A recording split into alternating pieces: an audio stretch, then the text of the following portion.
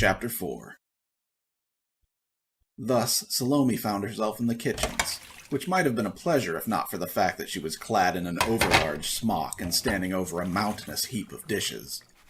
Friar Jerome passed her a dishcloth foamy with lathered soap. You'd best hurry with those dishes, Miss Salome, before the evening comes. Aptly this will teach you not to be so saucy. Salome made as if to protest. She wasn't to blame for admitting that she wouldn't refuse a purse full of coins if an old mousewife didn't care for it enough to conceal it.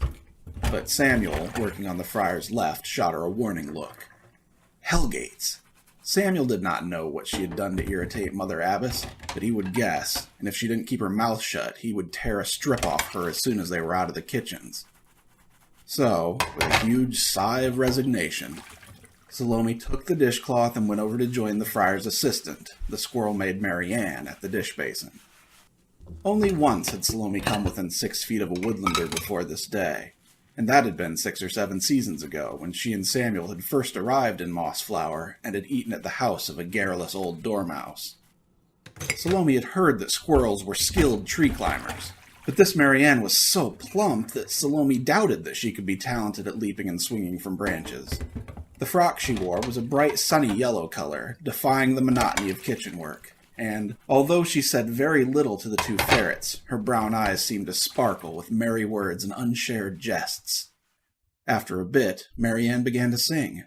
For Salome, the verse was a bit prosy, but very pretty all the same. From the northlands,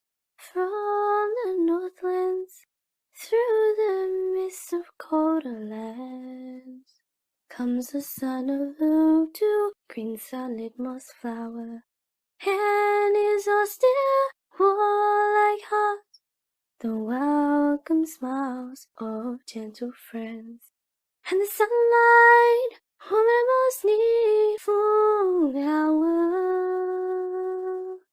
for the shadow, gorgeous shadow, flaunting slavery and death, flaunting as its gems to ruthless emerald eyes, vows to darken, vows to smother, moss flowers on to brightest lights. It's sunshine and the flame of bravery, which should never die. But in Marston's heart it will reside, it must reside forever. Come, hero, did not defy the wind. Cold frost-laden winds beneath which led a rose withered, perished. The rose a warrior turned to blade from vengeance to defend. The warrior sets grief golden, he knows the chill of evil. The flame of vengeance, love, sunshine, and bravery clash within.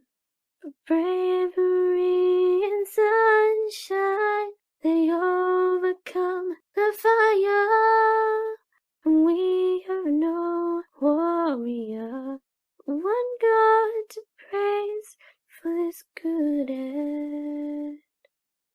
And leaving out green sunlit woods, up to help to free them, retires into the land of sunny slopes and quiet streams, but still looks over us through the softer mist of time.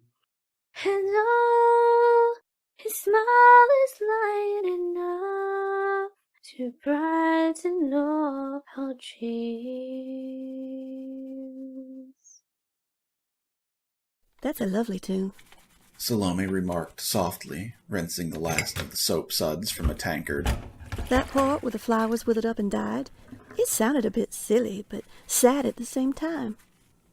Marianne glanced up as if startled to hear her speaking.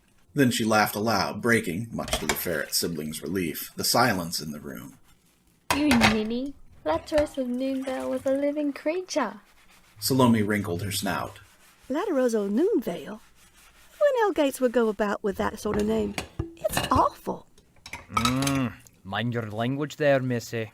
The hedgehog friar rebuked her, but not fiercely. His eyes had a faraway look in them.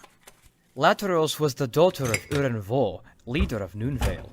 'Twas a pretty little place, not unlike our abbey. Quiet, peaceful, and happy. At this, Samuel made a little snorting sound, though Salome hardly knew why. The friar went on as if he had not heard. Our Martin the warrior loved that mousemaid more than anything in the world. She got her father to let her go off with him while he was in a battle, and she died in it.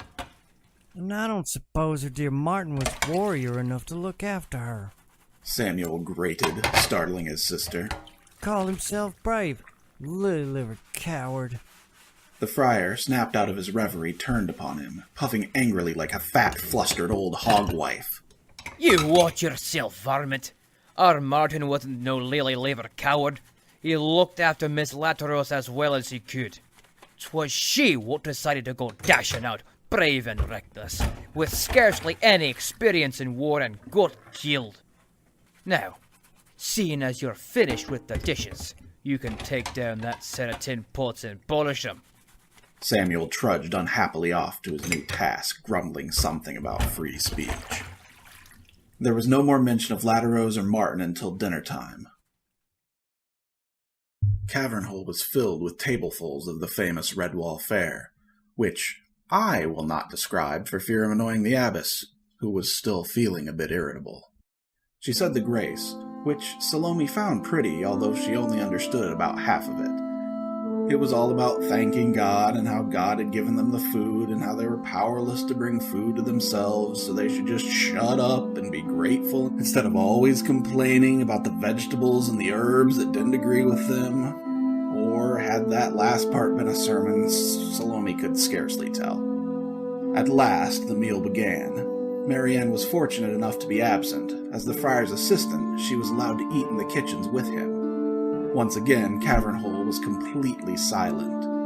The abbey beast cowered beneath the frosty, contemptuous stares of the Abbess Elinor. Every creature, as he dined, was careful not to heap too much food onto his fork, or eat with too great a display of relish, anything to avoid the Abbess's wrath. The only creatures besides Salome who were showing no restraint in eating were the Dibbins. Earlier, the friar had approached the Abbess for permission to hold a summer feast, and had been sent away, hanging his head as if he was a chastened Dibbin himself. The abbey babes dared to give out a few whimpers about the summer feast, but the skipper silenced them with one gruff bark. So the little creatures comforted themselves by shoveling down vegetable pasties, salad, and mushroom soup, all the while trying not to notice the head-shaking and tut-tutting of the Abbess. When the meal had been finished, the abbey beasts rose and dispersed, as silently as they had entered. All youngsters older than 5 seasons were put to work tidying Cavernhole under Marianne's supervision. No need to empty the platters and pots out. Marianne told Salome, who was cleaning leftovers from the tables. The friar will lay out supper in a few hours, but that's mostly for the creatures who might have missed dinner. Any other beast who attends will likely get a dirty look from Abbess Elinor. Well, why doesn't she just tell every beast that's eaten already to keep away? Salome commented. Marianne shrugged. Supper is an abbey tradition. After this, the uneasy silence held sway once more until the young maids headed for the kitchens, pushing food-laden trolleys before them. As they drew near the culinary quarters, however, they halted, for they had caught the sound of voices being raised. It seemed that the friar and his brother Aaron were having a fine squabble. Aw, just give me 1 flask, and I'll keep the strawberry cordial for the rest of the season, Jerome. It was Brother Aaron's voice, a high-pitched, piteous drawl which sounded even more high-pitched as it rose to a note of imploring. I told you a dozen times. That night I spent in the infirmaries made a new creature out of me. Listen, if you ever see me talking about drunk again, you can declare me outcast. Marianne whispered to Salome. Brother Aaron is the abbey's cellar keeper. He's in charge of making drinks. The abbess learned yesterday that he's been guzzling brandy and getting himself drunk for seasons now. She's put him on probation. Salome's ears perked up. Probation? she repeated, a nice, clever-sounding word. What's probation, Marianne? It means he's forbidden to go back into the cellars till the Abbess sees fit to let him. The Friar's in charge of them for now. Salome had never gotten drunk before, but the vermin back at her settlement had done it all the time. It had never occurred to her that a creature could be punished for getting drunk. What was the point of being in charge of a cellar full of delicious drinks if you couldn't enjoy them as you pleased? You ought to have been declared outcast seasons ago. Friar Jerome was almost shouting. Let the Abbess tell you more leaving this abbey any day now, Erin. I'll dance a jig. Come on, I'm a new creature, you say. You've been singing that tune since the day I caught you sitting about in the cellars with a keg of brandy and a great big drinking ladle. Get out of my sight, or else I'll give you a good reason to return to the infirmary. Aye, and I wouldn't be surprised if you did it. So long as I'm in disgrace of the Abbess, you've got all the cellars all to yourself, you needle-hided, throne-opping varmint. Stick to what you know best, stomping about the kitchens, sweating over pots and pans, and growing fat.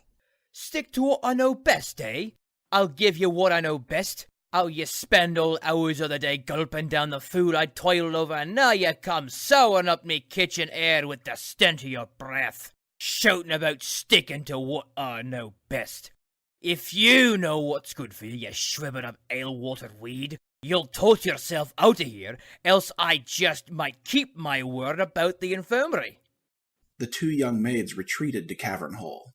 For now, even Salome had no desire to hear any more. Marianne shook her head. Good Lord, not even the Friar's in a foul mood. God in heaven! Salome kept her voice low so that it wouldn't carry over into the kitchens.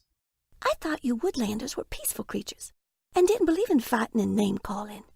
Friar Jerome seemed like a nice sort when he first talked to me. Friar Jerome is a nice creature. Marianne retorted with just a hint of indignation. He's the nicest, most kind-hearted creature you'll ever meet. He has his bad days like every beast. Alright, he does quarrel with Brother Aaron.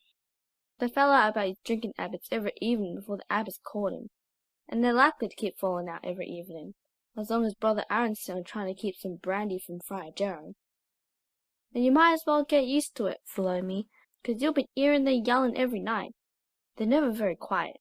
If the Abbess had to walk to the end of Cavern Hole any evening and listened, she'd have heard their shouting and name-calling and learned about Brother Aaron seasons ago. After a pause, Marianne added in a small voice. Abbess Elinor she's never paid much mind to things like that, though.